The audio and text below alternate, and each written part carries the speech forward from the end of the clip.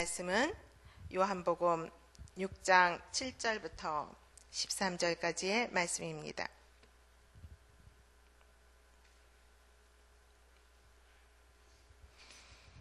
다 함께 한 목소리로 같이 읽습니다. 빌립이 대답하되 각 사람으로 조금씩 받게 할지라도 200데나리온의 떡이 부족하리이다. 제자 중 하나 고 시몬 베드로의 형제 안드레가 예수께 여짜오되 여기 한 아이가 있어 보리떡 5개와 물고기 2마리를 가지고 있나이다.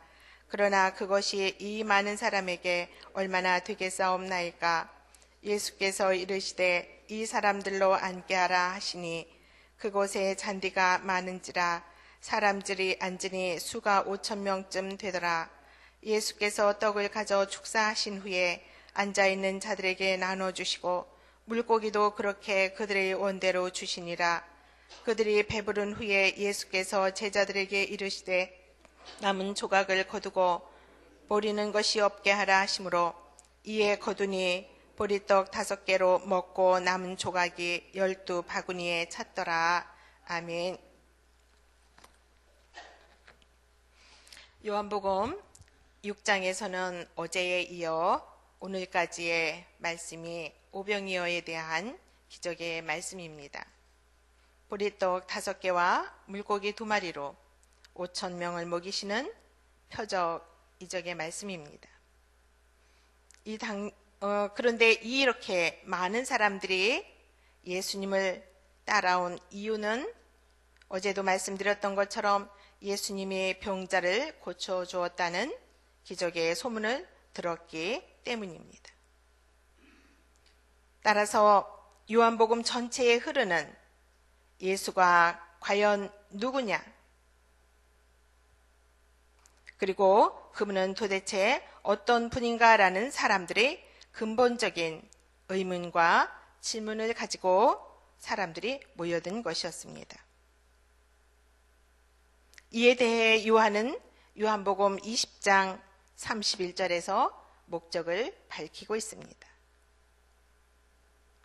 우리 요한복음 20장 31절의 말씀을 먼저 우리가 한번 다 함께 읽어보도록 하겠습니다.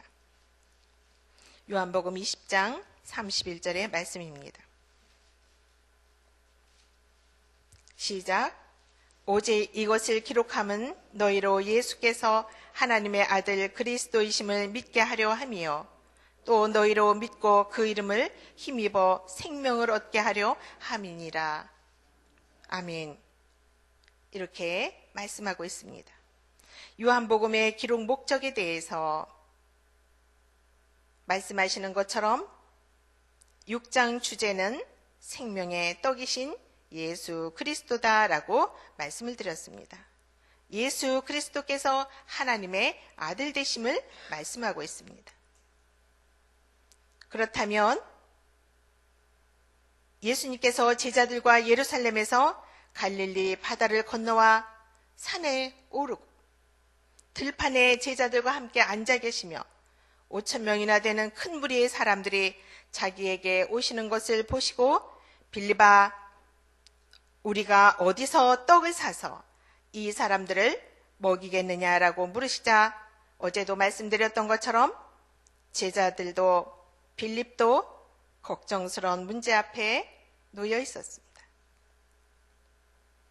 따라서 어제도 본 것처럼 오늘 본문을 통해서 예수님이 제자와 빌립과 또 다른 제자들에게 시험을 한 것처럼 오늘 어떻게 이 문제를 풀어가는지에 대해서 살펴보겠습니다. 어제도 말씀드린 것처럼 빌립의 방법이었습니다. 빌립은 이 당황스러운 예수님의 질문에 이것을 어떻게 풀어나가야 될런지 빌립은 머리가 좋은 사람인지라 그리고 이성적인 사람인지라 재빨리 사람들의 수를 생각하고 계산을 합니다. 이 사람들에게 떡을 먹이려면 조금씩만 나눠주어도 200데나리온이 돈으로도 떡을 사도 부족할 것 같다라고 예수님한테 말씀을 드립니다. 그러나 제자들에게는 이러한 돈이 없었을 것입니다. 빈들이라서 돈이 있어도 떡을 구할 수 있는 방법이 없었습니다. 그런데 이런 현실적인 문제 앞에서 빌립은 걱정이 될 수밖에 없었습니다. 예수님은 빌립에게 말합니다. 6장 5절에 보면 우리가 어디서 떡을 사서 이 사람들을 먹이겠느냐라고 하시는 예수님의 질문에 우리가 어디서? 제가 말씀을 묵상하면서 이 단어가 저에게는 은혜로 다가왔습니다. 우리가 어디서? 믿음의 대답을 듣기 위해서 예수님이 빌립을 시험하고자 한 것이었다라고 말씀을 했습니다. 오늘 7절에 보면 빌립이 말한 문제 해결의 방법 200데나리온의 떡으로도 부족할 것 같다라고 한 그 말씀에 빌립은 세상적인 방법으로 문제를 해결하려고 다가섭니다. 제자들과 예수님은 그동안의 오랜 시간 동안 함께 생활했습니다. 예수님과 다니면서 많은 기적도 체험했습니다. 축복도 체험했습니다. 기적도 보았습니다.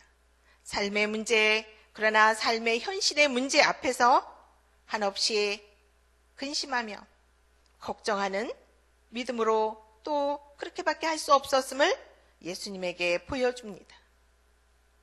결국 빌립의 머리로 빌립이 이성적인 방법으로는 해결할 수 없었다는 것을 나타내고 보여주게 됩니다. 두 번째는 안드레의 방법입니다. 안드레는 빌립과는 전혀 대조적인 방법으로 문제에 접근하는 것을 봅니다. 시몬 베드로의 형제 안드레, 그는 현재 맞닥뜨려진 문제로 인해 근심, 걱정이 있지만 그 문제를 해결하기 위해서는 목적하는 바를 이루기 위한 방법으로 수단을 찾아내려고 합니다. 안드레는 예수님의 그런 사람들, 예수님을 향하여서 온 5,000명이나 되는 그 무리들, 여자와 아이를 포함한다면 10,000명이 되었을지도 모릅니다. 그 많은 사람들을 해질녘이 다 돼서 먹을 것을 주어야 되는데 예수님이 말씀하셨던 것, 우리가 어디서 떡을 사서 이 사람들을 먹이겠느냐라는 예수님의 질문에 안드레는 군중 속으로 들어갑니다. 그 무리의 사람들 속으로 들어갑니다. 그리고 찾아다닙니다. 해결할 수 있는 수단이 무엇인가 있을 거야. 이 문제를 풀기 위해서는 무언가 해결할 수 있는 방법이 있겠지, 수단이 있을 거야 라고 찾아다니며 애씁니다. 그리고 찾았습니다. 작은 아이의 도시락 하나, 보리떡 5개와 물고기 2마리가 들어있는 도시락 하나. 결국 안드레도 인간의 무능력함과 연약함을 보여주는 배경이 되었습니다. 이처럼 안드레는 사람들 속에 들어가 자기가 문제를 해결할 수 있는 방법을 열심히 찾아보았지만 안드레 또한 역시 자기가 할 수 있는 것은 어린아이가 먹을 수 있는 작은 도시락 하나밖에 없었음을 고백할 수밖에 없었습니다. 그럼에도 불구하고 안드레는 자기의 연약함과 무능력함을 주님 앞에 고합니다. 그리고 주님의 긍휼함을 구합니다. 예수님께 맡깁니다. 안드레의 이 행동을 보고 예수님은 어떻게 반응하십니까? 예수님은 어떻게 반응하셨나요? 우리가 9절을 보겠습니다. 본문 말씀 9절입니다. 함께 읽습니다. 여기 한 아이가 있어 보리떡 5개와 물고기 2마리를 가지고 있나이다. 그러나 그것이 이 많은 사람에게 얼마나 되겠사옵나이까. 10절입니다. 예수께서 이르시되 이 사람들로 앉게 하라 하시니. 아멘. 거기까지만 읽겠습니다. 안드레가 여기 한 아이가 있어 보리떡 5개와 물고기 2마리를 가지고 있나이다. 그러나 이것이 이 많은 사람들에게 얼마나 되겠사옵나이까 라고 예수님한테 자기의 나약함과 또 자기의 그런 부족함을 주님 앞에 온전히 고백하며 주님, 이것으로 어떻게 할 수가 없겠습니까? 이 많은 사람들로 이것이 얼마나 되겠사옵나이까? 긍휼을 구하면서 주님 앞에 구할 때에 안드레의 이러한 행동을 보고 예수님의 반응이, 예수께서 이르시되 이 사람들로 앉게 하라. 예수님이 말씀하십니다. 안드레의 행동을 보고 드디어 예수님이 이 사람들로 앉게 하여라 라고 말씀을 하시는 것이죠. 그리고 11절에 예수님께서 떡을 가져다가 축사하신 후에 앉아있는 자들에게 나눠 주어라. 그리고 물고기도 그렇게 그들의 원대로 주었다라고 말씀을 합니다. 기적이 일어났습니다. 예수님이 안드레의 행동을 보시고 긍휼히 여기시고 도와주십니다. 예수님의 능력으로 기적이 일어났습니다. 어제도 말씀드린 것처럼 학자들이 요한복음을 믿음의 복음서다라고 말한다고 했습니다. 왜냐하면 믿음이라는 동의어가 100여 회나 가까이 요한복음에 나오는데 여기에서 믿음이라는 것은 요한복음 1장 12절 영접하는 자 곧 그 이름을 믿는 자들에게는 하나님의 자녀가 되는 권세를 주셨으니 그것이 믿음, 예수 그리스도를 주로 고백하는 그것이 믿음, 그뿐만 아니라 하나님께 이끌려서 행동하는 것을 믿음으로 가르치고 말하고 있다라는 것입니다. 안드레의 그러한 하나님을 의지하고 하나님 예수님께 의지하고 예수님께 이끌려 행동하는 그런 것을 믿음으로 본다라는 것이죠. 세 번째는 예수님이 주시는 양식입니다. 요한복음 전체에서 보면 6장에서 가장 많은 표적에 대해서 말씀하고 있는 것을 봅니다. 그 중에 오늘 오병이어의 기적은 저물어가는 들판에서 일어난 사건입니다. 여자와 아이들까지 합하면 10,000명 가까이 되는 그 많은 무리들을 예수님을 바라보고 예수님을 따라왔던 사람들, 예수님께서는 그 사람들을 위하여서 양식을 주십니다. 떡과 고기입니다. 물고기 보리떡 5개와 물고기 2마리, 떡과 고기. 예수님은 그들의 원대로 주시어 배고픈 사람들이 배불리 먹도록 했습니다. 이스라엘 백성들이 애굽에서 출애굽하여 광야에서 배고프다고 했을 때 메추라기와 만나로 이스라엘 백성들을 배불리 먹였던 것처럼 오늘 광야에서 예수님은 보리떡 5개와 물고기 2마리로 사람들을 먹이고 12 광주리가 남도록 풍족하게 주시는 하나님이심을 보여주십니다. 지금 예수님은 사람들이 원하는 대로 육의 양식의 떡을 주셨지만 진짜 예수님이 주시는 것은 영생하게 하는 생명의 떡으로 배불리 먹이고 싶은 그런 마음이었고 그것이 주님의 뜻입니다.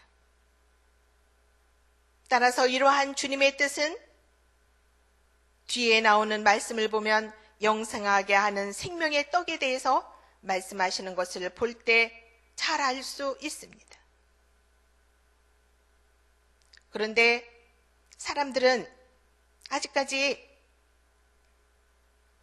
제자들의 관심과 사람들의 관심은 지금 당장 육신의 배를 채울 수 있는 눈에 보이는 양식으로 촉하고 있습니다. 영생하게 하는 하늘의 양식을 주시는 예수님에 대해서는 잘 알지 못합니다. 저와 여러분들이 맞닥뜨려져 있는 현실과 조금도 다르지 않다라는 것을 우리는 보게 됩니다. 눈에 보이는 양식으로 족하고 눈에 보이는 양식이 먼저 앞서고 눈에 보이는 양식을 쫓지만 영생하게 하는 예수님을 바라보지 못하는 사람들이 우리 주변에는 많다라는 것이죠. 그럼에도 예수님은 떡을 가져다가 하늘아버지께 기도하고 축사하십니다. 그러면서 예수님은 기도하셨을 것입니다. 이 하늘 양식을 먹는 사람들은 모두 영생에 이르게 하는 생명의 양식을 사모하고 그것을 구하도록 기도하셨을 것입니다. 지금까지 사람들은 물로 포도주를 만들었을 때에도 물로 된 포도주를 먹으면서도 병자를 고쳐주어서 기적이 일어나는 것을 보면서도 그리고 보리떡 5개와 물고기로 주님이 주시는 양식을 먹으면서도 그 예수님이 누구인가?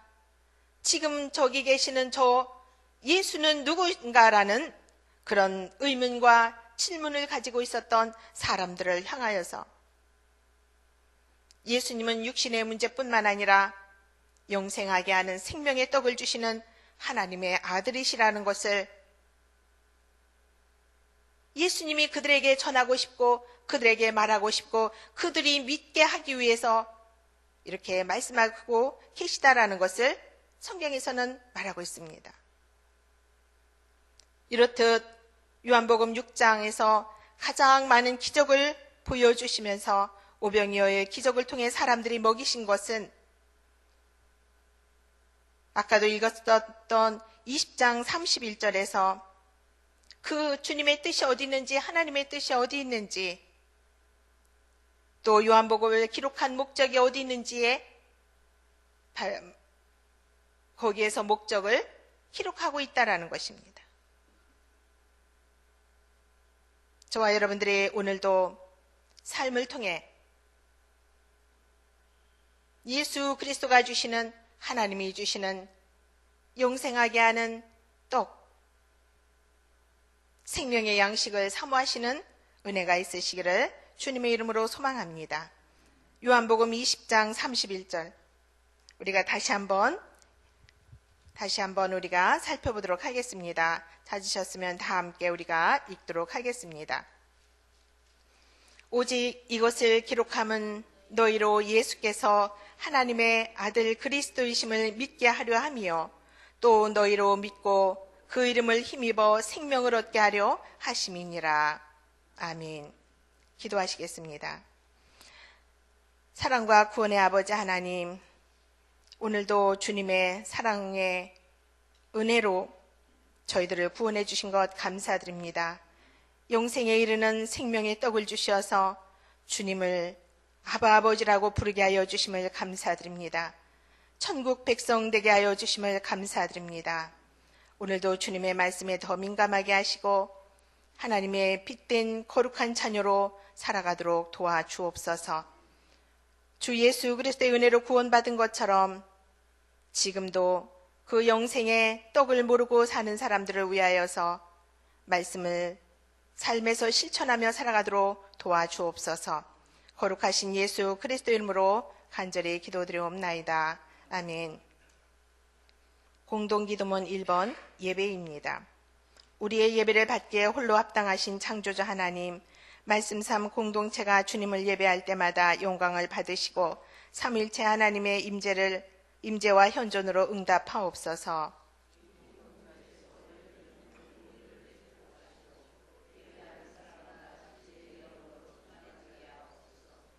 주님이 찾으시는 예배자들이 훈련되어 일어나게 하옵소서. 교회에 함께 모여 우러르는 공예배의 거룩한 감동을 세상에 흩어져 섬기고 나누는 삶의 예배로 살게 하옵소서. 아멘. 주님이 가르쳐 주신 기도하시겠습니다. 하늘에 계신 우리 아버지, 아버지의 이름을 거룩하게 하시며 아버지의 나라가 오게 하시며 아버지의 뜻이 하늘에서와 같이 땅에서도 이루어지게 하소서. 오늘 우리에게 일용할 양식을 주시고 우리가 우리에게 잘못한 사람을 용서하여 준 것 같이 우리의 죄를 용서하여 주시고 우리를 시험에 빠지지 않게 하시고 악에서 구하소서. 나라와 권능과 영광이 영원히 아버지의 것입니다. 아멘. 몇 가지 기도 제목을 놓고 함께 기도하시겠습니다. 지금 들은 말씀이 내 삶으로 이어지게 하옵소서. 지난주일 VIP 초청잔치 때 오신 1교구, 4교구 세 가족들의 명단이 있습니다. 그분들이 잘 정착하게 하시고 믿음이 자라게 하소서. 5월 29일 날 VIP 초청잔치라는 교구가 있습니다. 2교구, 7교구 전도 대상자를 축복하시고 구원의 열매가 풍성하게 있게 하소서. 기도해 주시기 바랍니다. 월요일부터 14일 날까지 종교개혁지 순례여행 가는 팀들이 있습니다. 목사님, 성도님들이 안전하고 평안한 순례길이 되게 하소서.